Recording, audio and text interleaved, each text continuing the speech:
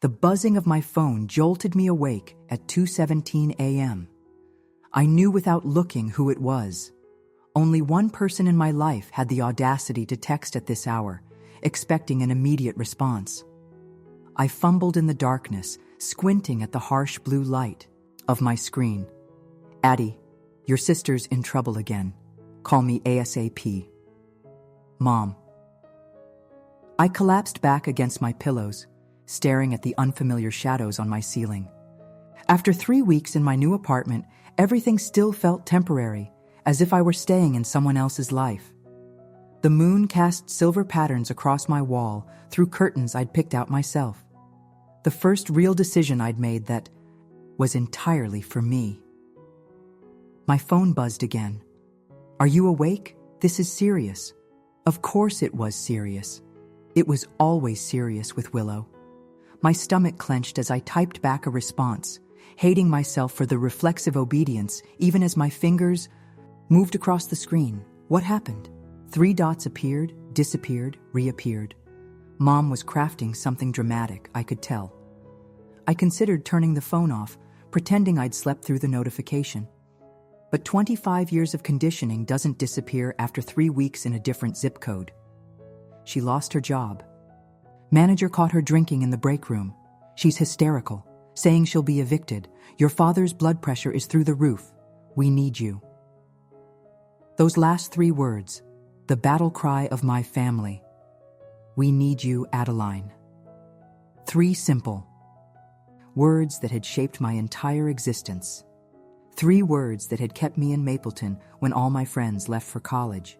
3 words that had delayed my own dreams for 7 years while I worked 2 jobs to help support my family after Dad's first heart attack. 3 words that had nearly prevented me from accepting the editorial assistant position at Luminous Publishing that I'd finally landed 3 weeks ago. My new boss, Miranda, had told me yesterday that my critical eye for fantasy manuscripts was exactly what this imprint needs. For the first time in my life, someone needed me for something I was good at, something I loved. Not just because I was the responsible one, the fixer, the person who would always sacrifice herself. I glanced at the clock. 2:23 a.m. In less than 6 hours, I was supposed to meet with a promising new author about their manuscript, my first solo meeting. If I called Mom now, I'd be on the phone for hours. If I didn't, my phone would keep buzzing until I answered. I made a decision. Can't talk now, early meeting tomorrow. What does Willow need? The response came immediately. She needs her sister. We all do. You can reschedule a meeting. My throat tightened. This was the crossroads I'd been avoiding since I'd accepted the job in New York. My family expected me to drop everything and return to Mapleton, just like always. They'd never understood that my life in publishing wasn't just a job. It was the dream I'd put on hold for 7 years. I stood up and walked to the window, looking out at the glittering cityscape. Somewhere in Mapleton, my sister was having another crisis. Somewhere in Mapleton, my parents were waiting for me to fix it. But here, in this apartment with half-unpacked boxes and a view I still couldn't believe was mine, I had built the beginning of something that belonged only to me. Picked up the phone and typed the hardest message I'd ever sent. I love you all, but I can't come home right now. This job matters to me. Willow can stay with you until she finds another position. I'll call tomorrow after my meeting. I turned off notifications and placed the phone face down on my nightstand. Sleep wouldn't come easily now, but I needed to try. Tomorrow would bring consequences, recriminations, guilt, the currency my family traded in so fluently.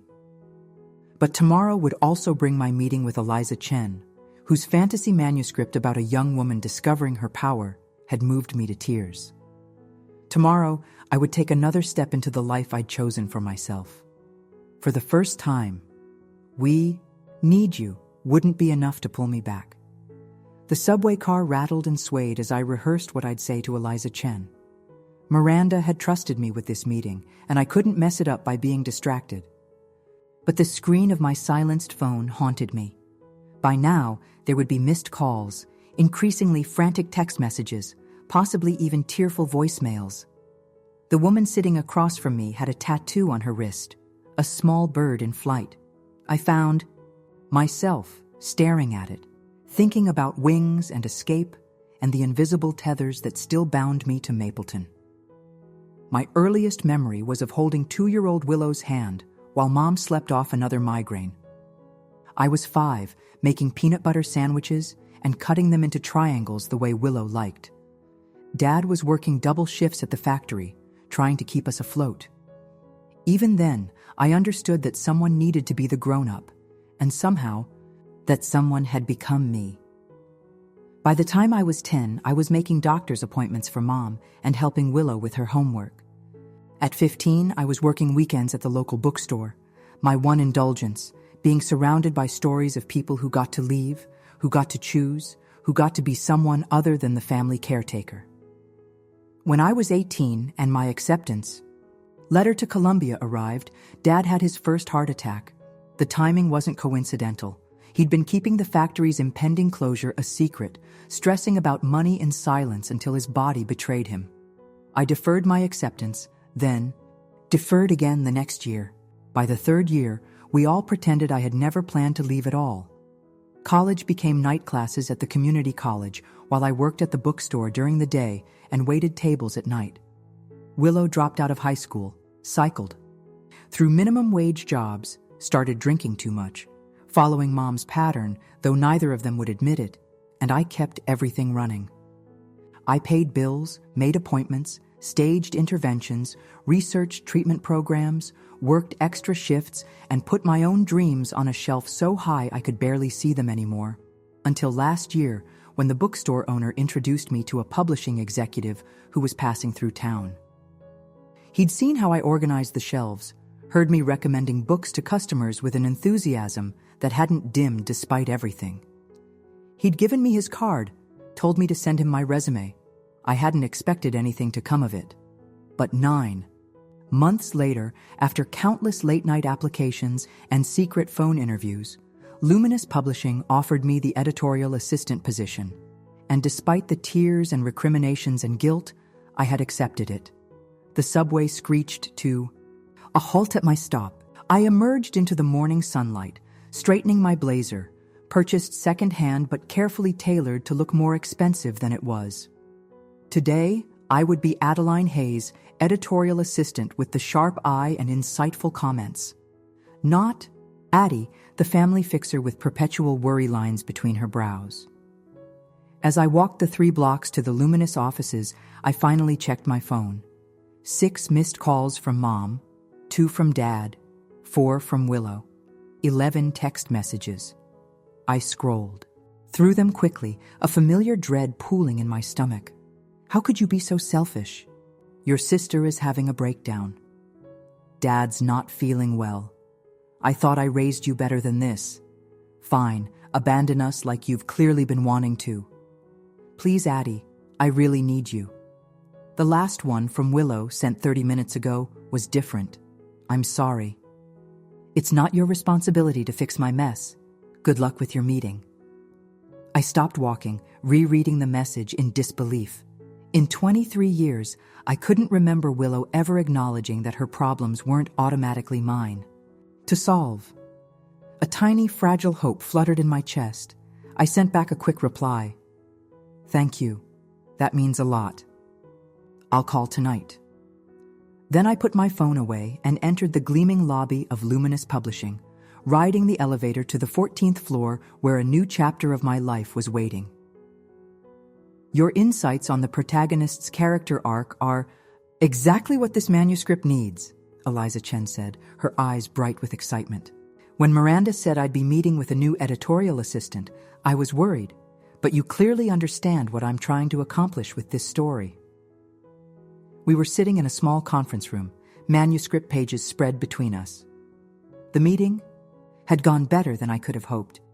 My careful notes and thoughtful questions had impressed not just Eliza, but also Miranda, who had popped in halfway through. Adeline has a natural gift for developmental editing, Miranda had told Eliza. I knew you two would work well together. The pride in her voice had made me sit up straighter, made me believe, even if just for a moment, that I deserved to be here. Thank you, I said now, gathering my notes. I really connected with your protagonist. Her struggle to define herself beyond what others expect of her. It felt authentic. Eliza smiled knowingly. Writing from experience there. My family wanted me to be a doctor, following the family tradition. Publishing a fantasy novel wasn't exactly what they had in mind for their eldest daughter. How did you convince them to accept your choice? The question slipped out before I could stop it, too personal for a professional meeting. If Eliza was surprised by my query, she didn't show it. I didn't, not really. I just kept writing anyway, kept pursuing what mattered to me. Eventually, they saw I could be successful on my own terms. She gathered her pages, sliding them into a sleek leather portfolio. The hardest part was accepting that their disapproval couldn't be the thing that stopped me. Their feelings were theirs to manage, not mine.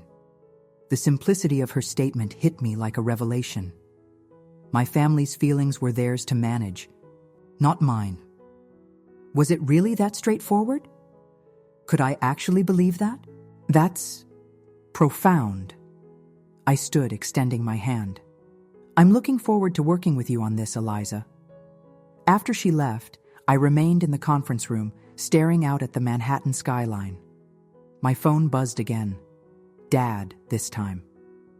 Your mother's beside herself. I don't know what's gotten into you, Adeline. We're your family. Nothing should come before family. The familiar guilt rose in my throat, but alongside it was something new, anger. What about what I needed? What about my dreams, my future? Had anyone in my family ever considered those things before declaring what I should prioritize? I thought about Eliza Chen, forging her path despite disapproval. I thought about the protagonist, in her novel, discovering her own power after years of using it only to serve others' expectations. I began typing a response, then stopped. A text message wouldn't be enough. This required something more substantial, something that would force them to hear me without interruption. That night, after reviewing another manuscript at my small kitchen table, I opened my laptop and began writing a letter. Not an email, a real letter. The kind that would arrive in an envelope and demand to be read. The kind that couldn't be talked over or dismissed with a wave of my mother's hand. Dear Mom, Dad, and Willow. I'm writing because there are things I need to say that have gone unspoken for too long. The words poured out of me, years of resentment, sacrifice, love, and pain. I wrote about deferring college, about working 2 jobs while taking night classes, about canceling dates to drive Willow home from parties, about calculating medication, doses for Dad, about researching treatment options Mom never followed through on. I wrote about the dreams I'd put aside, the opportunities I'd missed, the version of myself I'd never been allowed to become because I was too busy being what they needed. And I wrote about what I needed now, space to build my own life. Freedom from the constant emotional blackmail, respect for my choices even when those choices didn't center them. I love you. I will always love you. But I can't be the person you've relied on me to be anymore, not without losing myself completely. And I deserve more than that. We all do. I'm not abandoning you. I'm just asking for the chance to live my own life alongside loving you, not instead of it. With love, Adeline. I printed the letter, sealed it in an envelope, addressed it, and walked to the corner mailbox before I could lose my courage.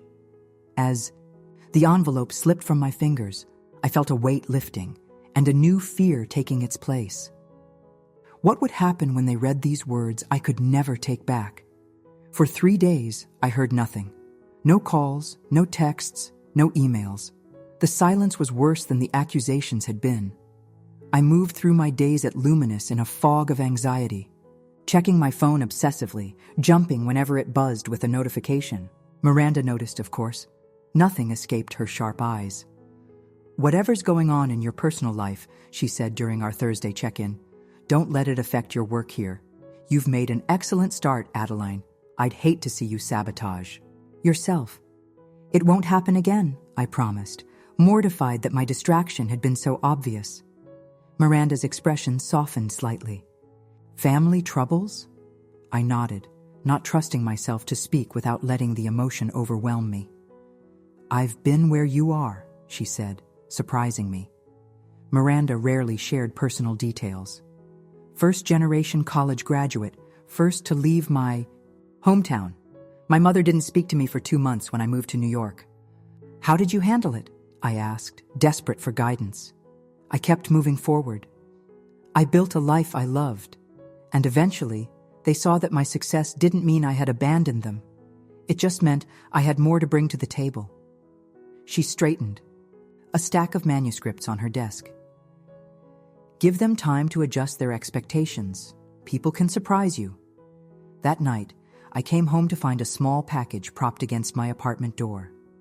No return address, just my name in unfamiliar handwriting. Inside was a leather-bound journal and a note written on luminous publishing stationery. "For recording your new chapter. Everyone deserves to be the protagonist in their own story. Eliza." I clutched the journal to my chest, overwhelmed by the unexpected kindness. Later, curled on my second-hand couch with a cup of tea, I opened to the first blank page and began to write about the day, about Miranda's advice, about the silence from Mapleton that felt both terrifying and necessary. Was halfway through a paragraph when my phone rang. Willow's name appeared on the screen. My hand shook as I answered.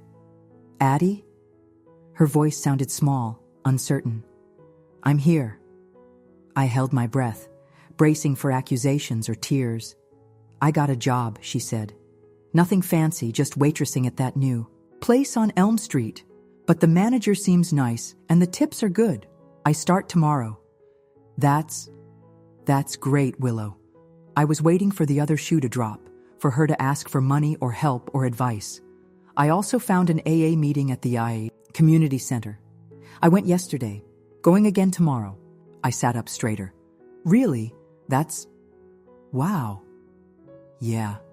She paused, and I could hear her taking a deep breath. "I read your letter, Addie. We all did. Mom threw a fit, of course. Dad went all stoic and disappointed. But I get it. I think I've always gotten it. But it was easier to let you handle everything." Tears pricked at my eyes. "And now? Now I'm trying to handle my own shit. Because you're right. It's not fair what we've all put on you. And Her voice broke. "I miss my big sister. Not my substitute mom or my personal crisis manager. Just my sister." The tears were flowing freely now. "I miss you too, Will. Mom and Dad aren't ready to talk yet. Dad says you've chosen your fancy New York life over your family. Mom says you've broken her heart." The familiar guilt twisted in my stomach, but I pushed past it. "And what do you say?" I say, "Good for you. It's about damn time." There was a smile in her voice now. "Tell me about your job. Tell me about New York. Tell me everything." So I did. I told her about Luminous, about Eliza's manuscript, about my tiny apartment with the moonlight patterns on the wall. I told her about the subway and the bagel shop on the corner and the second-hand bookstore I discovered 3 blocks away. I told her about the life I was building, one careful brick at a time, and she listened, really listened, without making it about her or interrupting with her own problems. When I finished, she said the words I hadn't known I needed to hear. "I'm proud of you, Addie. You deserve this." After we hung up, I sat in the quiet of my apartment, processing what had just happened.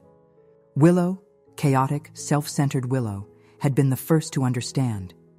Willow was trying to change, to take responsibility for herself. If she could do that, maybe there was hope for all of us. I opened the journal again and continued writing, the words coming more easily now. This was indeed a new chapter, for all of us. The next 2 months brought gradual, cautious changes. Willow called regularly, updating me on her progress with sobriety and her job.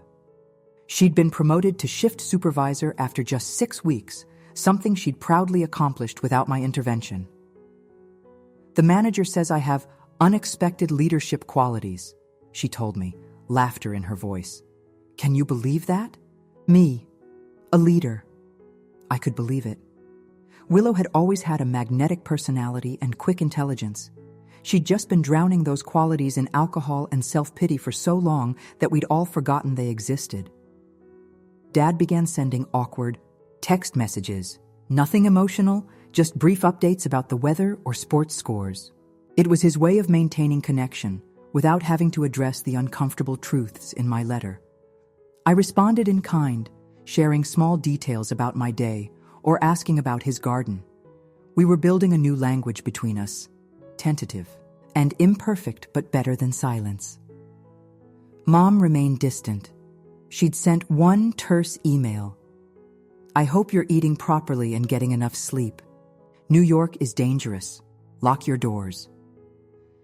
It wasn't forgiveness or understanding, but it was communication. I chose to see it as progress. Meanwhile, my life at Luminous was blossoming. Miranda had assigned me 3 more manuscripts to work on, including a promising young adult novel about found family. The author, Marcus Way, had become a friend as well as a client, often meeting me for coffee to discuss character development. The protagonist's relationship with her mother is still the weakest element, I told him one rainy afternoon at a cafe near the Luminous offices. Their confrontation in Chapter 12 feels unearned. Marcus nodded, making notes. You're right. I'm struggling with it because it's too close to my own experience, I think. Hard to get the emotional distance I need. I understood that all too well. What if you wrote it as a letter? I suggested. What would she say if she could say everything without interruption or fear of reaction? His eyes lit up. That's brilliant, Adeline. A letter would give her the voice she hasn't found face to face. Like the letter I'd sent to my family. The letter that had changed everything and nothing. That had forced truths into the open where we could no longer pretend not to see them. Sometimes, I said quietly, we need the safety of distance to be completely honest. That evening, I returned to my apartment to find an unexpected email from Mom. My finger hovered over the notification, reluctant to open it and find more passive-aggressive, guilt trips or thinly veiled demands for my return. When I finally clicked, I found something entirely unexpected. Adeline. I'm seeing someone. A therapist, I mean. Dr. Harmon. It was Willow's idea, if you can believe that. I've gone 3 times now. She suggested I write to you as part of my homework. She says I need to practice communicating without manipulation. I had to look that word up. Manipulation. I didn't like what I found. Dr. Harmon asked me to think about why I get migraines when you or Willow try to do things independently. I told her that was ridiculous, that my migraines are a medical condition.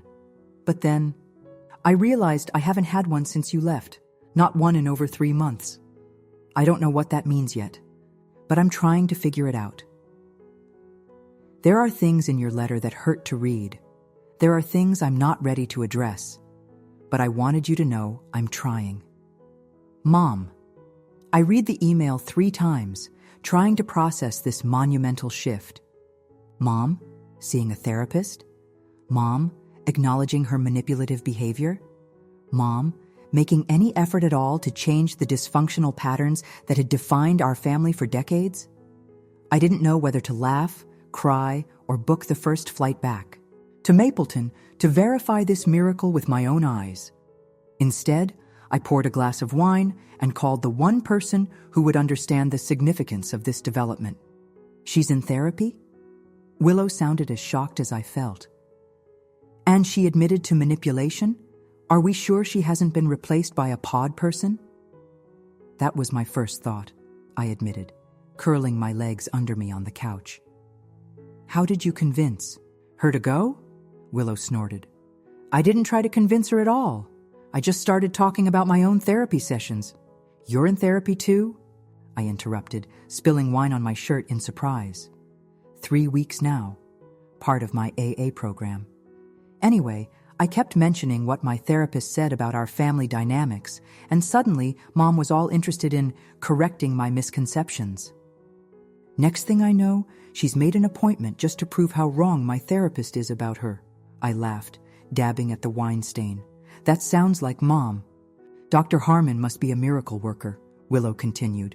Mom actually apologized to me yesterday, like a real apology, not one of those, I'm sorry you feel that way, non-apologies.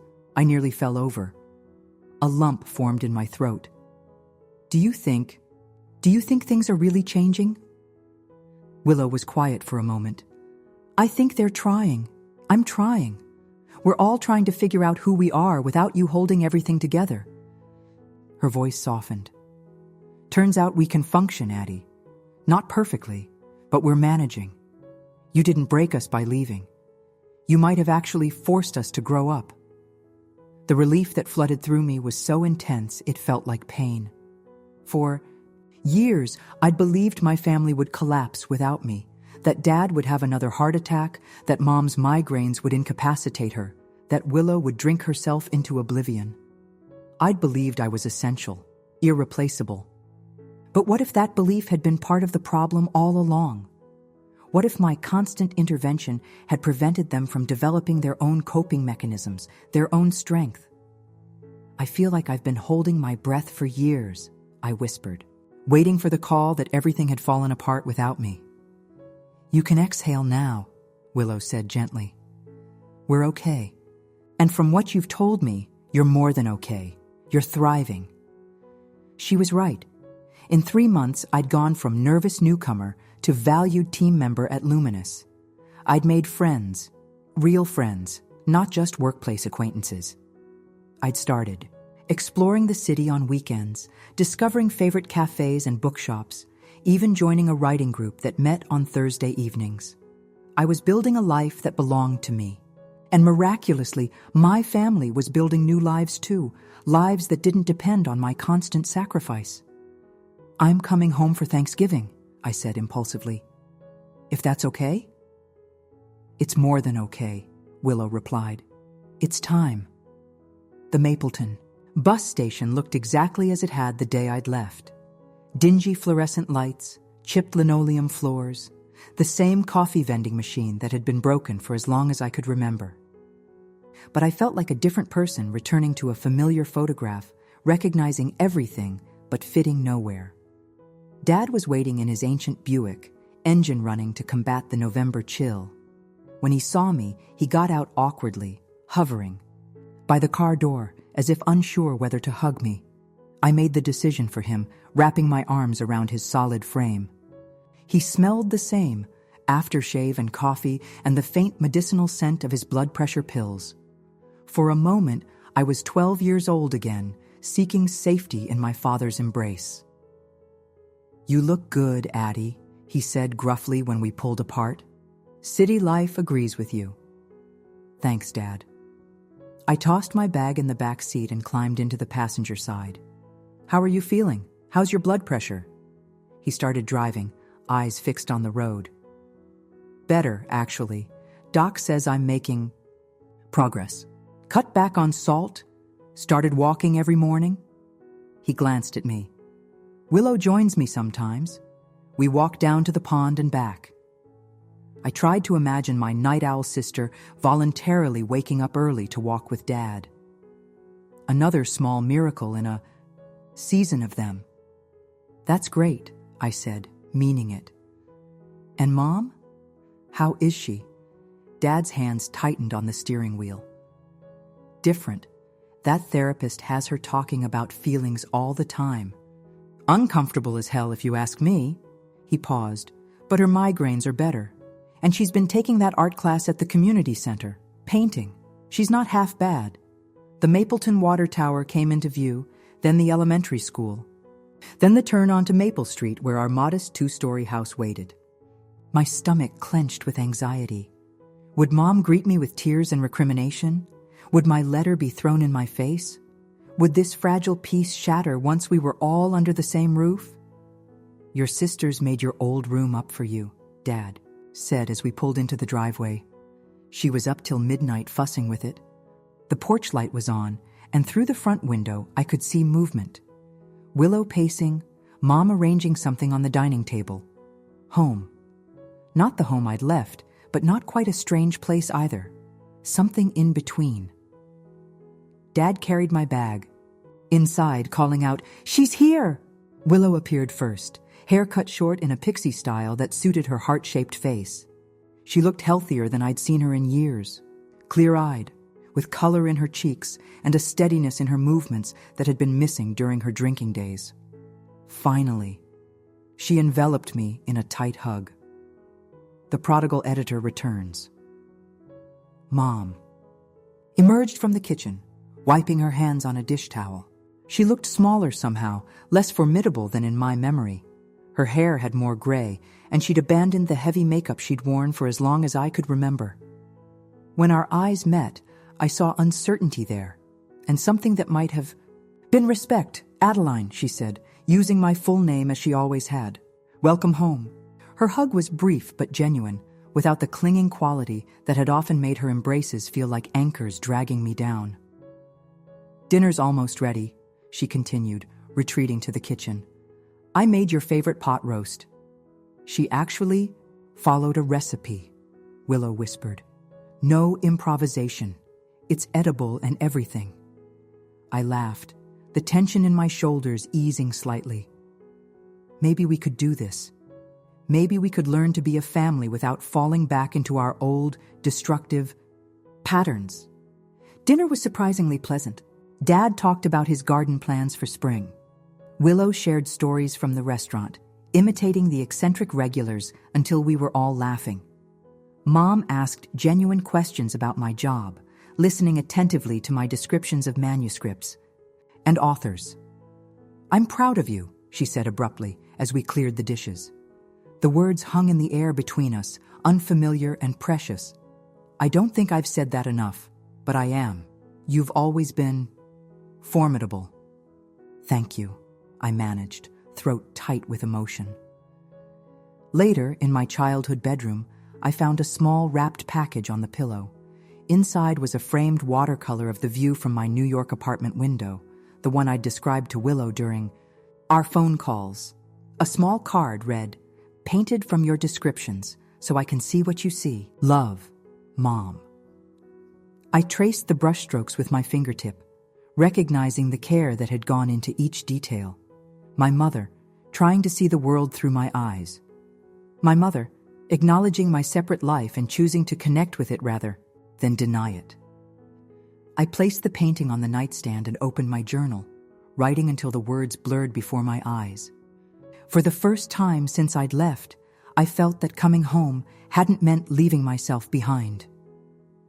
"Tell me if this is crazy," Willow said on my last day in Mapleton. We were walking through Riverside Park, bundled against the late November chill. "I want to open a cafe." "A cafe?" I raised my eyebrows. "That's unexpected," she laughed. "I know, right? But working at the restaurant has shown me I'm good at it. The hospitality part, I mean. And Mapleton doesn't have anywhere decent to get coffee except that depressing Dunkin' Donuts by the interstate." I considered it. Willow had always been creative and sociable when sober. And she'd maintained her job for months now, showing responsibility I wouldn't have thought possible a year ago. "Where would you get the startup money?" I asked practically. "That's the thing." She stopped walking, turning to face me. "Dad's retirement. Package included some stock options. They've done well. He's offered to be my investor." I blinked in surprise. "Dad? Mr. Save Every Penny for the Apocalypse?" "The very same." Willow's eyes danced with excitement. "He said, and I quote, 'Might as well put the money to work while I'm alive to see it.' Can you believe it?" I couldn't. The father I knew hoarded resources, always preparing for the next crisis. The heart attack had made him even more cautious, more convinced that security lay in having money set aside for emergencies. "What does Mom think?" I asked cautiously. "She's designing the menu boards." Willow started walking again, her steps bouncy with enthusiasm. "She's actually really good, Addie.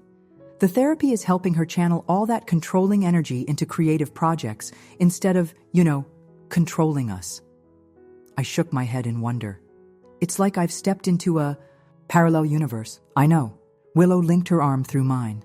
"But that's not the craziest part. The craziest part is what I wanted to ask you." "Which is?" She took a deep breath. "I want you to be my business partner." I stopped walking. "What?" "Not the day-to-day operations," she clarified quickly. "You have your life in New York, your career. I get that. But I need someone with a head for business, someone who can help with the planning and financial side, someone I trust." "Willow, I don't know the first thing about running a cafe, but you know about running everything else." Her voice softened. "You've been managing budgets and crises and schedules since you were a kid. You're organized, detail-oriented, and brutally practical when you need to be." I couldn't argue with that assessment. Years of managing our family's chaos had given me skills that transferred surprisingly well to my editorial work. "And," Willow continued, "it would give you a reason to visit regularly, a stake in Mapleton that's actually yours, not just obligations, to us." I considered her words, surprised by how appealing the idea was. A business partnership with my sister, not based on codependency or crisis management, but on mutual respect and complementary skills. A connection to my hometown that honored my new life, rather than trying to pull me back into the old one. "I'd need to see a business plan," I said finally, "and market research, and I'd want everything in writing, including investment terms and profit-sharing agreements." Willow squealed and threw her arms around me. "That's a yes. That's absolutely a yes." "It's a maybe pending proper documentation," I corrected, but I was smiling.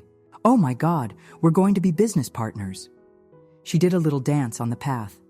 "Hayes Sisters Coffee Company, or maybe Willow and Adeline's. We'll figure out the name." As we walked back toward the house, Willow chattering excitedly about coffee suppliers and vintage furniture, I felt something shift inside me, the final piece of a puzzle I hadn't realized I was assembling. I could have a connection to my family without being consumed by them. I could contribute without sacrificing myself. I could build bridges between my new life and my old one, creating something stronger and more flexible than the rigid roles we'd been trapped in before.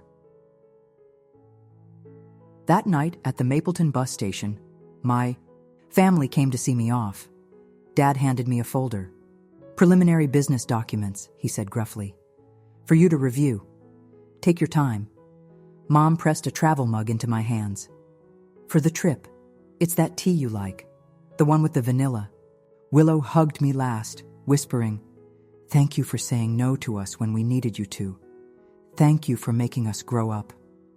As the bus pulled away, I watched them standing together under the station lights. No longer the family that had depended on me for everything, but three individuals finding their way toward healthier connections. For the first time, I felt I could leave without guilt weighing me down like stones in my pockets. Winter in New York brought snow that turned from pristine white to city gray within hours, holiday decorations glittering in every window, and a promotion I hadn't dared hope for so soon. "Junior editor," Miranda announced during our year-end review. "Your work with Eliza's fantasy novel put us on the map with a demographic we've been trying to reach for years. The sales numbers from the first month alone justify the promotion." I sat in her office, stunned into silence. 6 months ago, I'd been an editorial assistant with imposter syndrome, so severe I'd quadruple-checked every email before sending it. Now, I was being handed a list of manuscripts that would be my primary responsibility in the coming year. "Thank you," I managed. "Finally, I won't let you down." Miranda's mouth quirked in a rare smile. "I know you won't. That's why I'm trusting you with the Chen Fantasy series. Eliza specifically requested you stay on as her editor." The validation was intoxicating. Here, my competence was celebrated, rather than expected. Here, my dedication was rewarded rather than exploited. That evening, I called Willow to share the news. "Junior editor? That's amazing!" Her voice crackled with genuine excitement. "We should celebrate when you come home for Christmas." Home. The word no longer filled me with dread. After Thanksgiving, our relationships had continued to evolve through regular phone calls and emails. Mom sent me pictures of her artwork. Dad consulted me about investment strategies for Willow's cafe. Willow kept me updated on her business plans, incorporating my suggestions with a grace I wouldn't have thought possible a year earlier. "How are the renovation plans coming?" I asked, curling up on my window seat with a view of the snowy street below. "Contractor starts next week. The old pharmacy on Main Street is perfect. Big windows, central location, and the rent is reasonable. Dad's been handling the permit process." "And Mom?" Willow laughed. "She's going full Martha Stewart on the interior design. Actually, her ideas are pretty good. She's got a vision for a sort of modern cozy vibe that I think could work. She's channeling all her controlling tendencies into color schemes and furniture arrangements instead of our life choices." "Progress," I observed, smiling. "Speaking of progress," Willow continued, "I hit 6 months sober last week. Got my chip and everything." Pride swelled in my chest. "Will, that's incredible. I'm so proud of you." "I know, right? Who would have thought? Certainly not me 6 months ago." Her voice turned serious. "I couldn't have done it without you, Addie." "That's not true. You did this yourself." "No, I mean it. Not because you fixed things for me, because you stopped fixing things for me, because you forced me to stand on my own feet for once." She paused. "Your letter changed everything. For all of us." I thought about that letter often, the words that had poured out of me that night, the truths I'd kept buried for so long. I'd been terrified it would destroy my family. Instead, it had created space for something healthier to grow. "I have news too," Willow said. "I've been seeing someone. His name is David. He's in my AA group a year ahead of me in sobriety. He's helping me with the business plan for the cafe." "Willow, that's... wow." I was speechless. Willow's previous relationships had been chaotic disasters, usually with men who enabled her worst tendencies. "He's different," she said softly. "Stable, kind, holds me accountable without trying to control me. I think I might be ready for something real this time." I blinked back unexpected tears. My wild, self-destructive little sister, finding her way toward health and stability. My sister growing up. "I can't wait to meet him," I said sincerely. 2 weeks later, I returned to Mapleton for Christmas, this time without the knot of dread in my stomach. The changes were immediately apparent. The house was cleaner, more organized. Christmas decorations that had been stored in boxes for years were displayed tastefully. Mom greeted me with a genuine hug and a plate of cookies she'd actually baked, herself rather than pretending store-bought ones were homemade. Dad seemed less burdened, laughing more easily. The furrows between his eyebrows had softened. He proudly showed me the renovation plans for the cafe, explaining how he'd negotiated with the contractor to stay within budget. And Willow. Willow was radiant. Sobriety agreed with her, bringing back the sparkle in her eyes and the quicksilver intelligence that alcohol had dulled for so long. She introduced me to David, a quiet man with kind eyes and a steady presence that complemented her exuberance perfectly. "I can't believe how much has changed," I told her as we washed dishes after Christmas dinner. Mom and Dad were in the living room with David, looking through old photo albums. "I know. It's like your leaving broke some kind of spell," Willow replied, handing me a plate to dry. "Forced us all to look at ourselves instead of focusing on you all the time." "I feel guilty sometimes," I admitted. "Like I abandoned you." Willow shook her head firmly. "You saved us by leaving, Addie. You saved yourself too." Later that night, Mom found me alone on the back porch, watching snow fall silently on the yard where we'd built snowmen and had snowball fights as children. "Your sister told me about your promotion," she said, wrapping a blanket around my shoulders before sitting beside me. "Junior editor, my daughter, the New York publishing professional." There was no bitterness in her voice, only a mixture of pride and wistfulness that made my throat tighten. "I'm trying to understand it," she continued, her eyes on the falling snow. "Your world. For so long, I thought keeping you close was protecting you, keeping you safe." She sighed.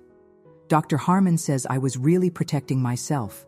From change, from loss, from having to face my own emptiness." I turned to look at her, startled by this vulnerability.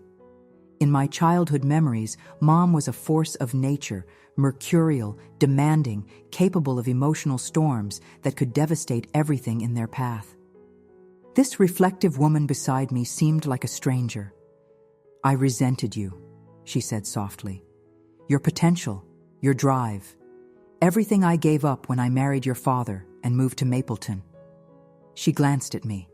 "That's a terrible thing for a mother to admit." "But it's honest," I replied, finding compassion where I'd expected anger to rise. "And I think I always knew on some level." She nodded, blinking back tears. "I'm trying to find myself now, at 53. She gave a self-deprecating laugh. "Better late than never, I suppose." "The paintings are beautiful, Mom. You have real talent." Her face brightened. "The art teacher says I should consider submitting work to the county fair exhibition next summer. Can you imagine?" I could. Imagine my mother finding her voice through colors and shapes the way I'd found mine through stories and editing. I could imagine her channeling her intensity into creativity rather than control. I could imagine her healing. "I'd like to see that exhibition," I said. I could time my next visit around it. Mom's smile was watery, but genuine. "I'd like that too." She hesitated, then reached for my hand. "I'm sorry, Adeline, for all of it, for making you be the adult, for not seeing what it cost you. The apology I'd never expected to hear. The acknowledgement I'd needed for so long." I squeezed her hand, letting the forgiveness I hadn't known I was capable of flow between us. "Thank you," I whispered. "That means everything." We sat in comfortable silence, watching snowflakes swirl and settle, covering the yard in a clean white blanket, like a fresh page waiting for new stories to be written. Spring came with Cherry. Blossoms in Madison Square Park, new manuscripts piling on my desk, and weekly updates about Willow and Adeline's cafe. She'd won the naming argument by presenting compelling market research about the appeal of sister-owned businesses. I flew back to Mapleton for the grand opening in April. The transformation of the old pharmacy was remarkable. Exposed brick walls, comfortable seating arrangements, local artwork, including several of Mom's watercolors, displayed on every wall. Willow had created a space that felt both contemporary and welcoming, with clever touches that reflected her personality. "The book nook was David's idea," she explained, showing me a cozy corner with well-stocked bookshelves and reading lamps. "But the rotating local author spotlight was all yours. We've already got the schedule filled through August." The pride in her voice matched the feeling expanding in my chest. My sister had done this, created something from nothing, poured her creativity and newfound responsibility into a business that might actually succeed. And I had helped, offering guidance from a distance while letting her take the lead. The grand opening exceeded everyone's expectations. It seemed the entire town had turned out, curious about the Hayes sisters' venture. I watched in amazement as Willow worked the room, remembering names, making genuine connections, handling minor crises with calm efficiency. "She's a natural," Dad said, appearing beside me with 2 cups of coffee. "Who would have thought?" "You did," I pointed out. "You invested in her." He nodded, eyes crinkling at the corners. "Best investment I ever made, And not just financially. Seeing her like this? He trailed off, emotion making his voice rough. I understood. Watching Willow flourish was healing old wounds for all of us. Later, as the crowd thinned, Willow pulled me behind the counter. I have something to show you. She handed me a business card, freshly printed. Willow and Adeline's Cafe. Willow Hayes. Owner and operator, Adeline Hayes, business partner and consultant. What do you think? She asked anxiously. I know we talked about you being a silent partner, but I wanted your name on there. Is that okay? I traced the embossed letters, feeling a curious blend of emotions, pride, belonging, and a new kind of connection to my hometown that didn't feel like a burden or obligation. It's perfect, I said, hugging her tightly. That night, in my childhood bedroom, I opened my journal, the leather one Eliza had given me months ago, now filled with observations, reflections, and the beginnings of what might someday become my own novel. I wrote about the cafe opening, about Willow's transformation, about Mom's art and Dad's newfound optimism, and I wrote about myself, about the woman I was becoming, neither defined by nor separated from my family, about finding balance between independence and connection, about learning that love, when healthily expressed, expands rather than constrains. My phone buzzed with a text from Miranda. Author reception tomorrow. Need you back. Congratulations on the cafe. Saw the pictures you sent. Looks like a success. A year ago, such a message would have triggered immediate anxiety, torn between obligation to family and work, perpetually feeling I was failing someone, no matter what I chose. Now, I felt only clarity. I'd fly back tomorrow afternoon as planned. The cafe was launched. My family was stable. My presence was appreciated, but not desperately needed. I typed back, on schedule to return tomorrow. Thanks for understanding about the opening. Miranda's response came quickly. Family matters. So does work. You're managing both admirably. I smiled, setting down my phone and returning to my journal. Family matters. Work matters. I matter. The revelation I'd been working toward all these months settled into place with the simplicity of an exhaled breath. It was possible to love my family without losing myself. It was possible to pursue my dreams without cutting ties. It was possible to be connected without being consumed.